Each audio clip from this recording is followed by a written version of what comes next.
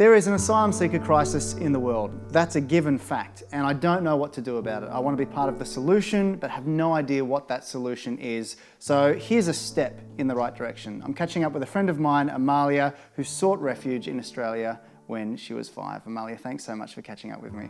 Thank you, Dan. What happened in El Salvador where you grew up when you were 5? When I was 5, it was in the middle of the war. The war lasted, a civil war from the 80s to 92, 12-year war. It was a very difficult time to live. And I suppose with all wars, regardless of who's right or who's wrong, what government it is, or whether it's, freedom fighters or whoever's trying to fight oppression, innocent people, men, women and children get caught in the crossfire. And that was the case in El Salvador. Wow. When did you realise that your family needed to get out of El Salvador, and how did that happen? Okay, just to give you a background, my dad was a university student, and he also had a bakery to help provide for the family and his studies. Now, the government didn't like the university students because they promoted freedom of speech, and they felt that they were instigators of a lot of anti-government views. Hence, my dad was captured, and then the situation went from bad to worse. Mum couldn't provide for the family, and she was a person of interest given the fact that she was connected to my father. And there were several death threats made to her and people watching. I have vivid memories of gunfire, running, to the floor, hiding and seeing the gunshots fly through the walls. So how did that journey look for you then, leaving that environment, coming across to Australia? We were fortunate enough that the Australian government gave the okay to allow asylum seekers into the country.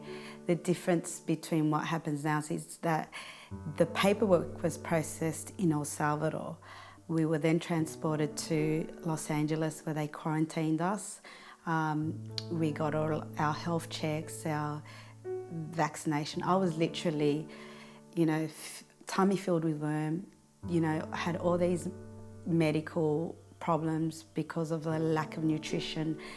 I had bent legs, I had, was lacking in calcium, was lacking in a lot of things.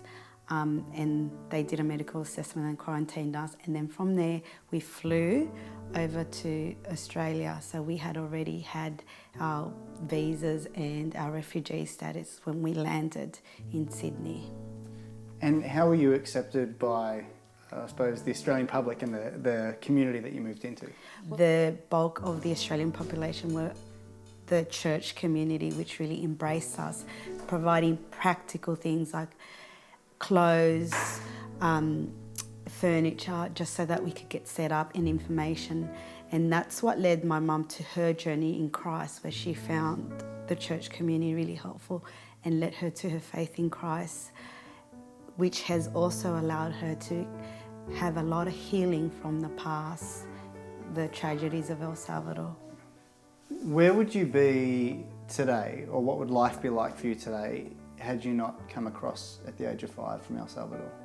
I don't think I would have got any of the opportunities that I did get in Australia. I was blessed to get an education, to go to university, to give back, to the Australian community so much what they've given me. Tell me what life is like for you now. Life for me now this is the promised land. We don't go without. My children have never, had to have witnessed what I witnessed.